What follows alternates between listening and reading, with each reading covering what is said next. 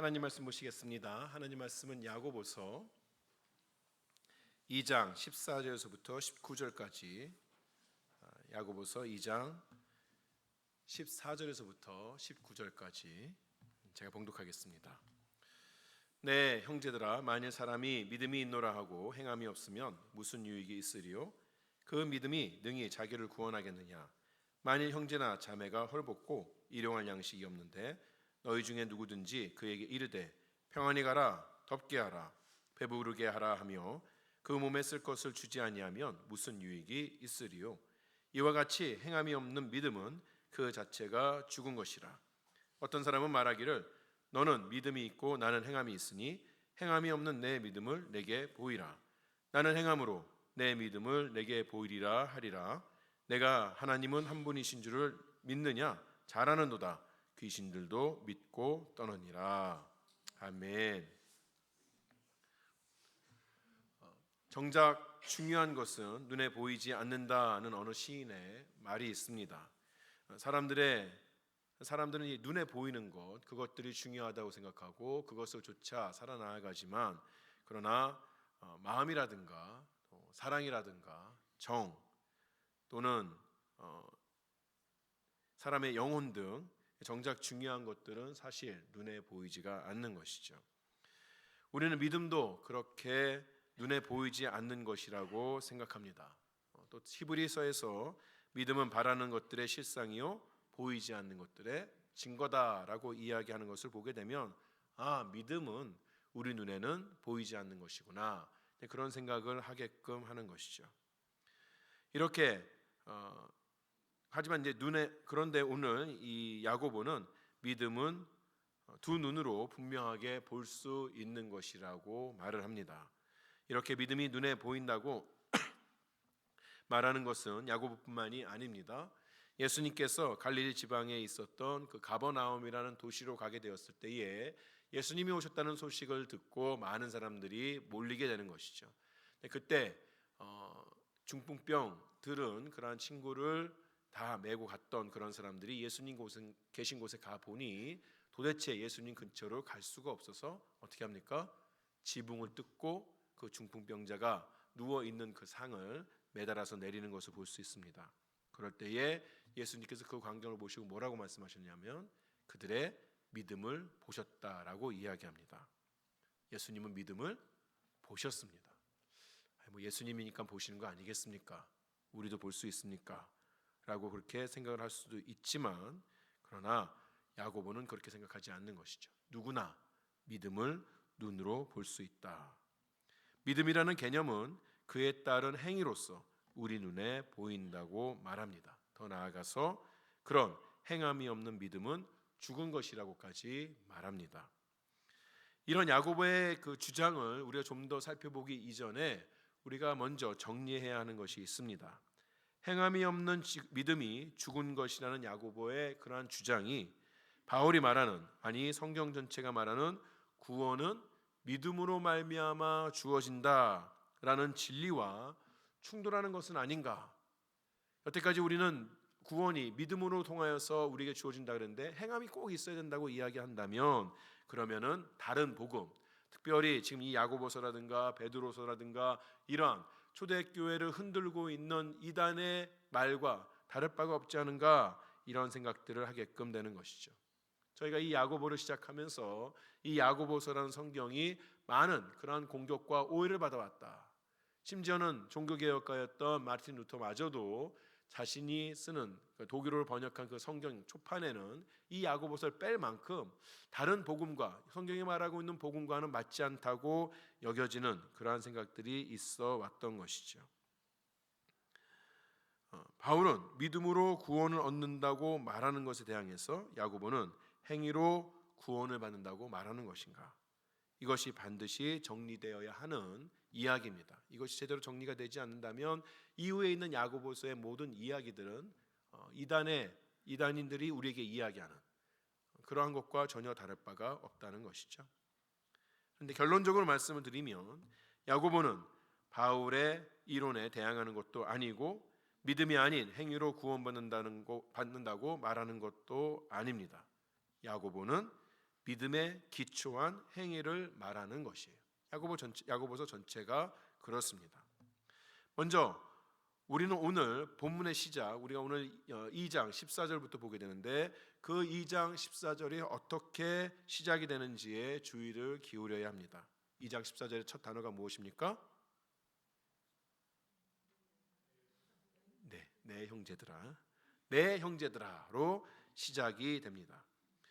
지금 야고보는 로마 제국의 어느 도시에 가서 예수님이라는 존재에 대해서 알지도 못하는 그런 사람들에게 전도를 하고 있다거나 또는 그런 사람들에게 편지를 쓰고 있는 것이 아닙니다.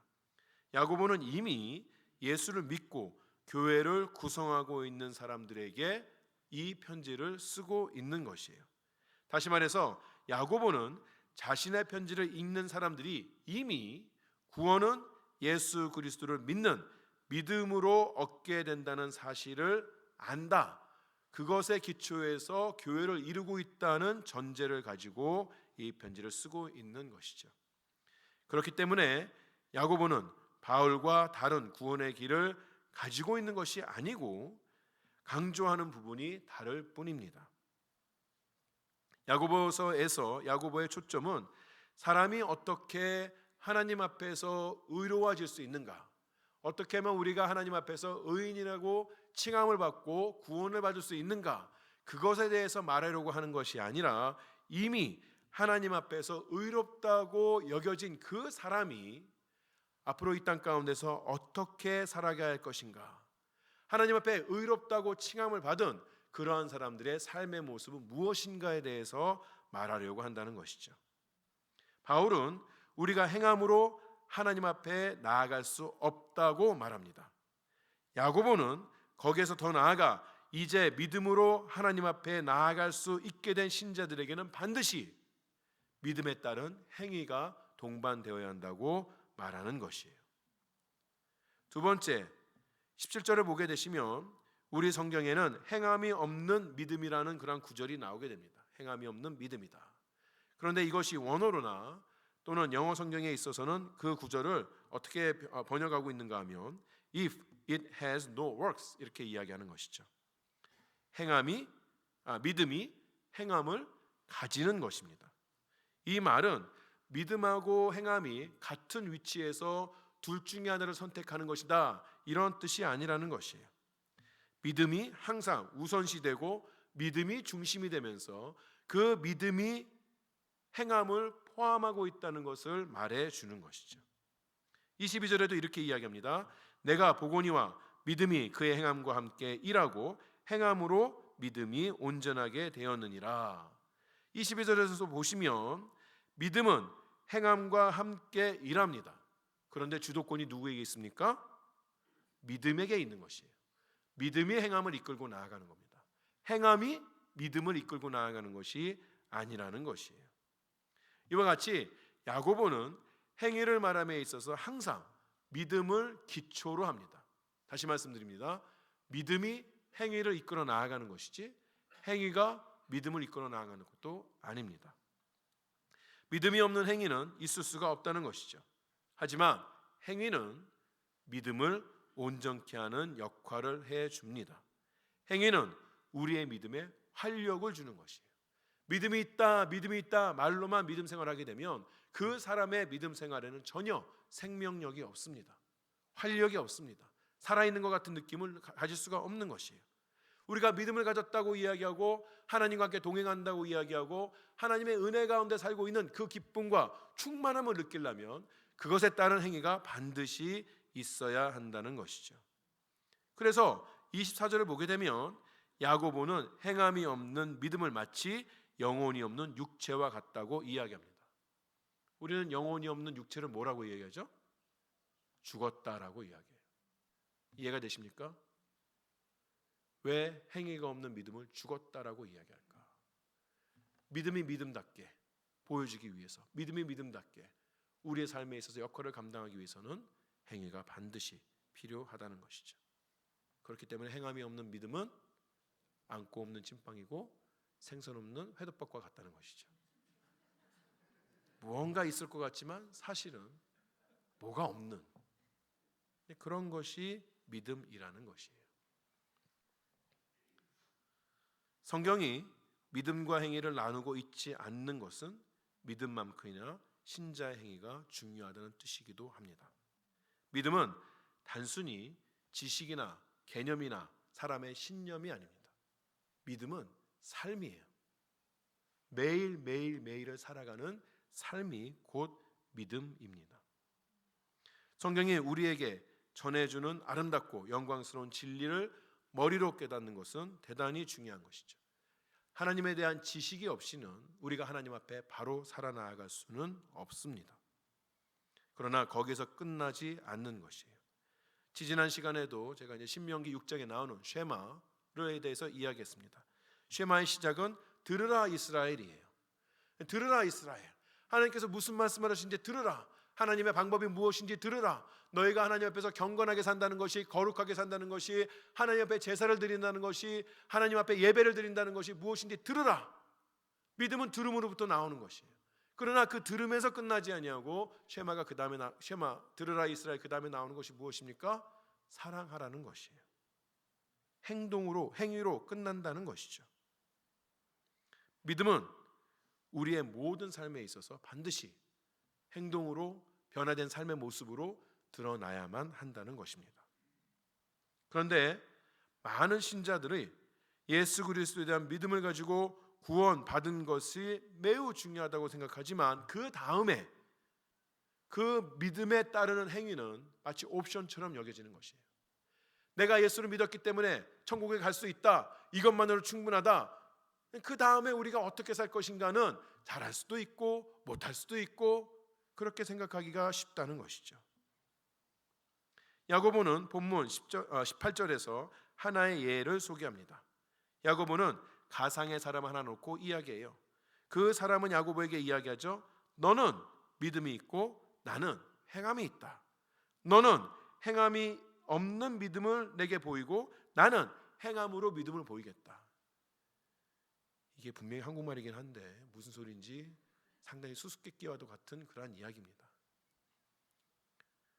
이 18절의 수수께끼와 같은 말을 잘 이해하기 위해서는 고린도전서 12장을 이해할 필요가 있습니다.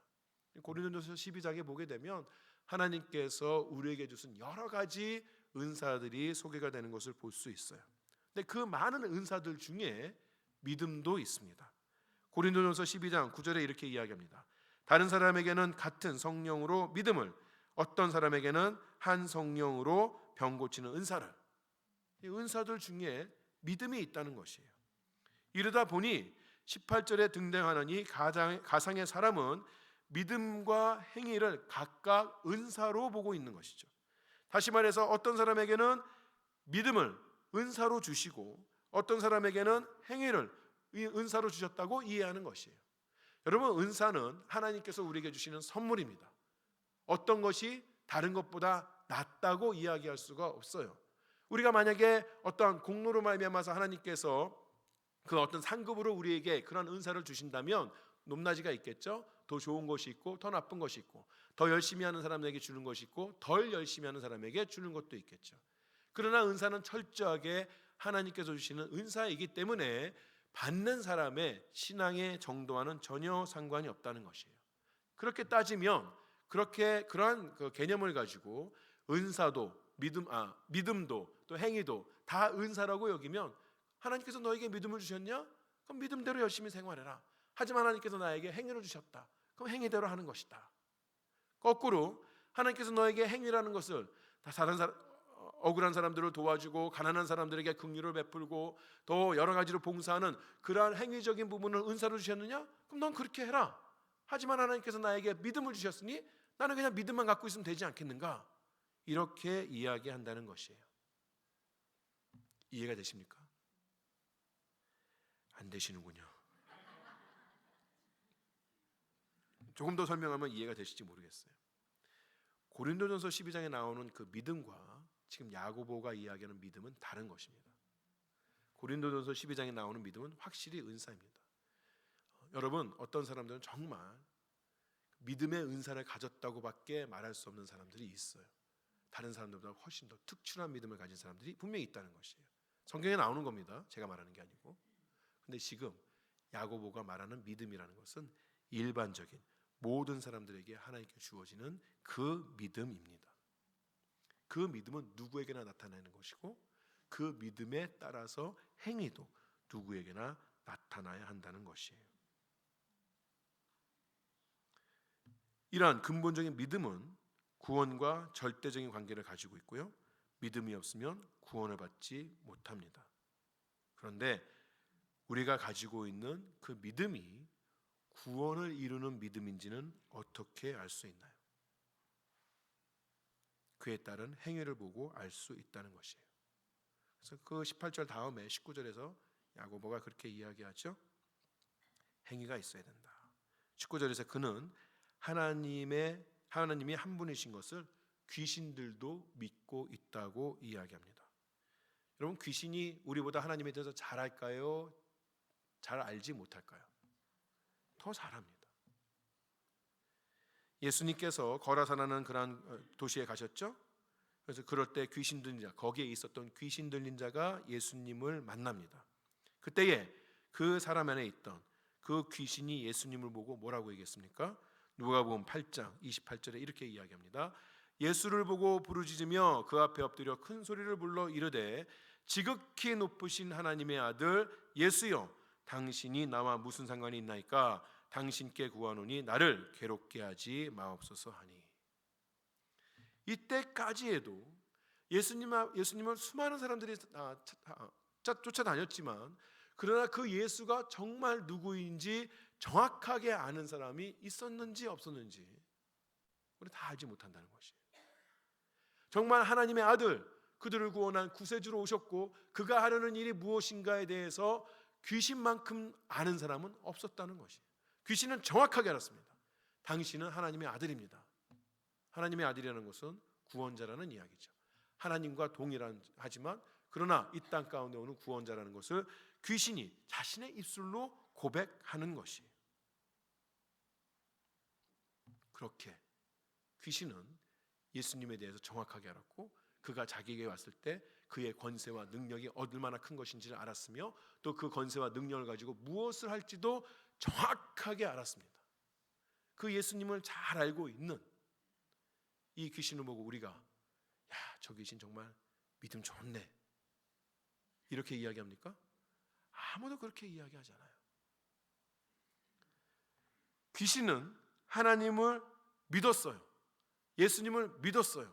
뭘로 믿었죠? 당신은 하나님의 아들이십니다. 믿었습니다. 그런데 그 귀신의 믿음과, 귀신의 믿음이라니까 좀 이상하긴 하지만 여하튼 귀신의 믿음과 우리의 믿음과 어떤 차이가 있나요? 귀신은 다 알고 믿었지만 하나님의 말씀을 따르지 않습니다. 신자는 하나님을 알고 하나님을 믿고 그 다음에 하나님의 말씀을 따라 삽니다. 그것이 다른 것이에요. 우리의 믿음이 얼마나 참된 것인가? 우리의 믿음이 그저 귀신들이 가지고 있는 그러한 헛된 거짓된 믿음이 아닌가? 우리는 우리의 모습을 통하여서 알 수가 있다는 것이죠. 다 알았지만 그 알았기 때문에 하나님 앞에 순종하고 하나님의 말씀을 따르느냐 그렇지 않느냐의 차이는 천국과 지옥의 차이로 나뉘게 되는 것이에요. 오늘 본문 15절에서 야고보가 말하는 것처럼 헐벗고 일용할 양식이 없는 형제 자매를 돌보는 것은 긍휼의 은사나 봉사의 은사를 가진 사람들만 하는 것이 아니라는 것이죠. 평안히 가라, 덥게 가라, 배부르게 하라고 격려하면서 기도하면서 함께 그의 쓸 것을 나누는 것 또한 그런 은사를 받은 사람만 하는 것이 아니라는 것입니다. 이 모든 것은 예수 그리스도를 구주로 영접하고 참 믿음을 가진 사람들에게서 반드시 보여야 하는 신자의 삶의 모습인 것이에요. 하나님께서는 이 모습을 모든 신자에게 요구하시고 그것을 보고 싶어 하신다는 것이죠. 야고보는 그러한 하나님의 마음을 아브라함을 통하여서 이야기합니다. 21절에서 야고보는 아브라함이 그 아들 이삭을 바칠 때에 행함으로 의롭다 하심을 받았다고 이야기합니다. 하나님께서 아브라함이 100세에 낳은 아들 이삭을 제단에서 제물로 죽이라고 했을 때 그는 3일 동안이나 걸어서 모리아 산까지 가서 그 제단을 쌓고 거기서 제단을 쌓고 아들을 죽이려 합니다. 물론 그 아들을 죽이라는 순간에 하나님께서 막으셨지만 늘 말씀드린 것처럼 아브라함은 이삭을 죽이려고 했던 신용만 한 것이 아니라 정말 죽이려고 했어요. 아브라함의 그런 행동이 어디에서부터 나온 것입니까? 믿음에서부터 나온 것입니다. 히브리서 11장 19절에 이렇게 이야기합니다. 그가 하나님이 능히 이삭을 죽은 자 가운데서 다시 살리실 줄로 생각한지라 비유컨대 그를 죽은 자 가운데서 도로 받은 것이니라. 아브라함이 이삭을 제물로 바치려는 행동은 하나님께서 이삭을 다시 살리실 것이라는 믿음에서부터 나온 것이에요. 야고보는 이 믿음의 행동으로 아브라함이 하나님으로부터 의롭다고 여겨졌다고 말합니다. 조금 석연치 않은 부분이 있죠.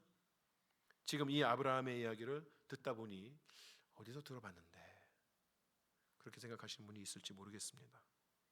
우리가 올 연초에 갈라디아서를 쭉 이야기했는데 바울이 갈라디아서에서도 같은 이야기를 합니다.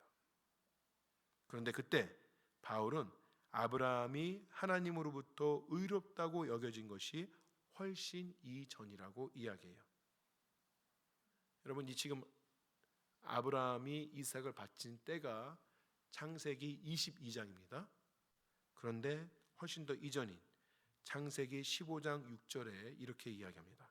아브라함이 여호와를 믿으니 여호와께서 이를 그의 의로 여기시고. 무슨 말입니까?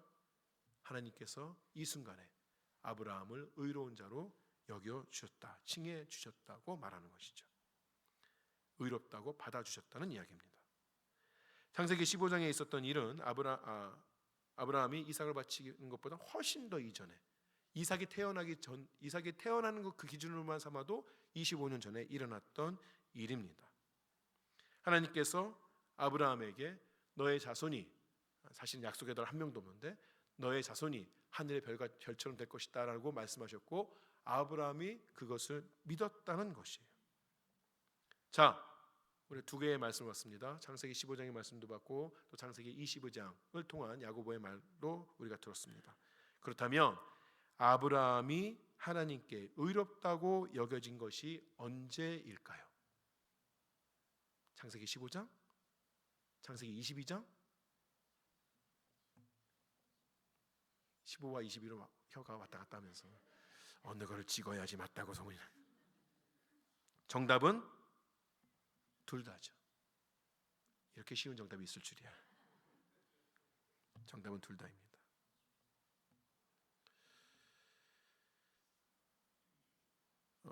이게 사실 아무것도 아닌 것 같지만 교회 역사를 통하여서 우리에게 있어서 가장 큰 도전이 되어 왔어요. 무슨 말이냐? 믿음이면 되냐? 믿음만 가지고 구원받을 수 있냐? 아니면 행위로 구원을 받는 것이냐? 이것을 가지고 계속 싸워왔던 것이죠. 그런데 알렉 모티어라는 주석가가 이렇게 이야기합니다. 창세기 15장은 아브라함의 믿음에 대한 하나님의 반응이고 창세기 22장은 아브라함의 행동에 대한 하나님의 설명이다라고 이야기합니다. 모든 것을 아시는 하나님께서는 사실 창세기 15장에서 이미 아브라함의 믿음이 어떤 것인지를 다 아셨겠지요? 하나님께서 아브라함의 믿음을 창세기 15장에서 의롭다고 여겨주셨는데 그리고 나서 어떻게 될지 두고 보자, 22장 갈 때까지 한번 두고 보자, 그때 가서 내가 다시 한번 생각해 볼게, 이러셨을까요? 아니죠. 이미 하나님께서는 창세기 15장 그때에 아브라함의 믿음에 대해서 다 아셨던 것이죠. 그런데 창세기 그 15장부터 22장까지 이어지는 아브라함의 삶을 보게 되면 그는 수많은 의심과 실패를 가지고 살았습니다.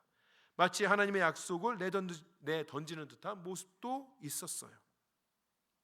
하지만 결국 아브라함은 그 시간 동안 하나님의 약속의 능력에 대해서 깨달았고 그 약속을 믿는 믿음으로 이삭을 바칠 수가 있었던 것이죠.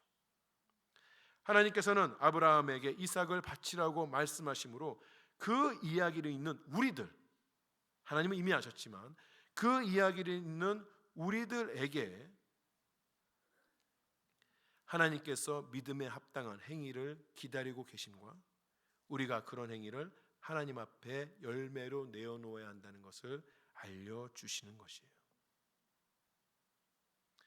믿음을 가진 신자는 반드시 달라진 삶의 모습, 즉 하나님의 말씀을 신뢰하고 순종하는 모습이 있어야 한다는 것이죠. 이렇게 행위를 강조하면 우리의 마음에 어려움이 있습니다. 왜 그렇죠? 솔직하게 자기 자신을 바라보면 내게 정말 믿음이 있는가 라고 생각할 만큼 우리의 행위가 뒤따르지 못하기 때문에 그래요. 그렇게 되면 이제 우리가 가지고 있는 믿음을 의심하게끔 되는 것이죠. 날마다 죄를 짓고 세상의 유혹에 쉽게 넘어가는 우리의 모습을 볼 때 내 믿음이 귀신의 믿음 아닌가, 진정한 믿음인가, 때로는 낙담이 될 때도 있다는 것입니다. 그런데 그런 의심 앞에서도 오늘 이 본문 가운데 주어진 아브라함의 이야기는 우리에게 또 힘을 주기도 합니다. 앞에서 말씀드린 것처럼 아브라함은 자신에게 주어진 약속의 아들을 바칠 수 있을 정도로 강한 믿음을 가진 사람이었는데 그 강한 믿음을 가질 때까지 수없이 실패하고 하나님에 대해서 의심하고 하나님의 말씀을 저버리려고도 했던 것이죠. 하나님의 약속을 이해하지 못해서 자신의 종을 상속자로 삼으려 했고 하나님 안 된다고 하니까 첩이라도 들여서 아들을 낳으려고 했고 99세에 정말 내가 내년에 이맘때는 아들을 안고 있을 거야. 무슨 말씀이신지. 그러한 삶의 모습을 가졌던 것이 아브라함입니다. 하지만 그러한 실패 가운데서도 하나님께서 아브라함이 아니라 하나님께서 그의 믿음이 성장하도록 이끄셨고 결국에는 온전한 믿음을 가질 수 있어서 행위로 하나님 앞에 바칠 수 있는 그 수준까지 하나님께서 만드신 것이에요. 우리가 믿음을 가지고 있다고 할 때에 완전한 성도의 삶의 모습을 요구하는 것이 아닙니다. 그렇다면 누가 감히 믿음으로, 참다운 믿음으로 하나님 앞에 갈 수가 있겠습니까? 믿음은 앞에서 제가 삶이라고 말씀드렸는데 믿음은 살아 숨쉬는 생명체와도 같습니다. 자라는 것이에요. 초기에는 많은 것을 바랄 수가 없습니다만 결국에는 열매를 맺게 되는 것이에요. 여러분 과실수를 쭉 심어보시면 어떤 나무에는 열매가 많이 달리는 나무도 있습니다. 그러나 또 어떤 나무는 열매 그저 한두 개 달리는 나무도 있어요. 물론 우리의 목표는 풍성한 열매가 목표이기도 하지만 그러나 더 중요한 것은 그 나무에 열매가 열리는지 단 한 가지라도 열매가 열리는지 또 열린 열매는 어떠한 열매인지 그것이 중요하다는 것이에요. 믿음을 가졌다는 것은 8절에 나온 것처럼 하나님을 사랑하는 것처럼 이웃을 사랑하는 최고의 법에 순종하는 삶으로 나타나는 것입니다. 그런 삶을 살도록 오늘 하나님께서는 우리에게 변해야 한다고 그리고 하나님의 일을 시작해야 한다고 말씀하시고 그 일을 위하여서 성령께서 우리 마음 가운데 함께하여 주시는 것이죠. 이런 하나님의 부르심을 받고 순종하고 사는 것에는 시간이 걸립니다. 오늘 내가 작정했다고 해서 그 모든 것들이 이루어지는 것은 아니에요. 하지만 예수 그리스도께서 우리의 구주가 되신다는 믿음 그리고 그를 사랑하는 마음이 우리에게 있다면 그 믿음은 분명히 순종의 길을 찾아낼 것이고 장성한 분량에 이르게 할 것입니다. 지난 주중에 커피 브레이크 우리 인도자 모임을 할 때에 그런 이야기를 했었어요. 하나님께서 주시는 죄에 대한 인식과 사단이 주는 죄책감은 무엇이 다른가? 똑같이 죄를 깨닫게 하는 것인데 하나님께서 우리에게 죄를 깨닫게 하여 주실 때에 그 죄에 대한 인식, 죄에 대한 민감함은 우리로 하여금 죄를 떨쳐버리고 하나님을 더 의지하게 하고 하나님 앞에 나아가게 하는 힘이 됩니다. 사단이 나를 참소해서 너는 그럴 수밖에 없어, 너는 죄인이야, 너는 하나님 앞에 살 수 없어 라고 하는 사단이 주는 죄책감은 하나님 앞에 가지 못하게 하고 심지어는 회개의 자리도 앉지 못하게 하고 우리로 하여금 하나님을 떠나게 하는, 더 멀리하게 하는 그런 역할을 감당하게 하는 것이죠.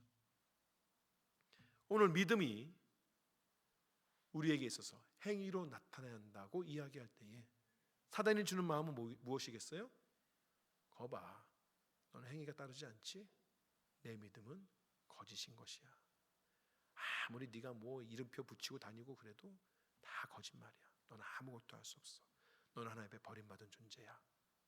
이것이 이 말씀을 이용해서 사단이 우리에게 주는 악한 말인 것이죠. 그러나 이 말씀이 우리에게 있어서 하나님의 가르침으로 온다는 것은 무엇입니까?